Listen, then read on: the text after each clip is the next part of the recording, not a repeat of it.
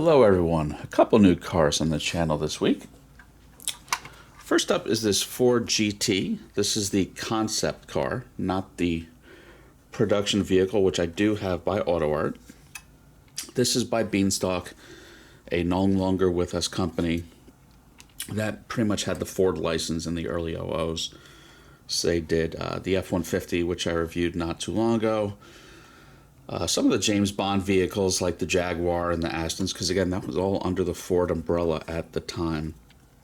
And of course, they did this, the Ford GT concept. Now, this came out in the early 2000s. The production car, I think, was like 05, 06. This is pretty accurate to what became the production car. So this is opening diecast. So you have these the interesting opening doors, similar to the original Ford GT40. The Ford GT40 was called the GT40 because it was 40 inches tall, and this is taller than that. I don't know what it would have been, the GT44 or something funny like that. So they just called it the Ford GT. You've got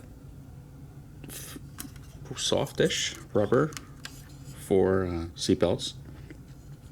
It's a pretty accurate depiction of the interior. You don't have carpeting because, I mean, the real car doesn't really have carpeting. So that's pretty good in there. For the engine, you had a 5.4 liter supercharged V8, about 550 horsepower. Quite tunable. Plenty of these running around with a smaller pulley and 700 horsepower. The lead designers of this, a little contested. I mean, we know the name Camillo Pardo, but a lot of people say Chip Foose did the bulk of the design. He just didn't get the credit for it. So a little contentious. Not too much to see underneath. It's pretty smooth and flat under there. A little bit of engine detail. Some detail of the wheels and tires. I mean, this was not a high-end model. This was a little bit more expensive than a Barago or Maisto for its day. Retail would have been about $29.99. These are like $50 to $60 cars on eBay. I picked it up locally at a show for $25 at that price. I'm not mad at it. These always came in black window boxes. Box is a little beat up, but $25. Marked Ford GT. This just came in this week. This is a new release from Otto. So this is sealed resin. The Nissan 370Z.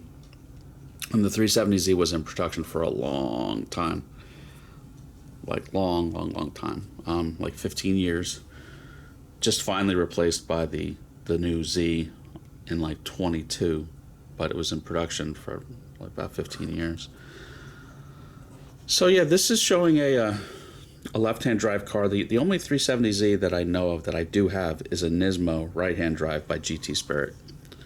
So this is a nice offering of the base car.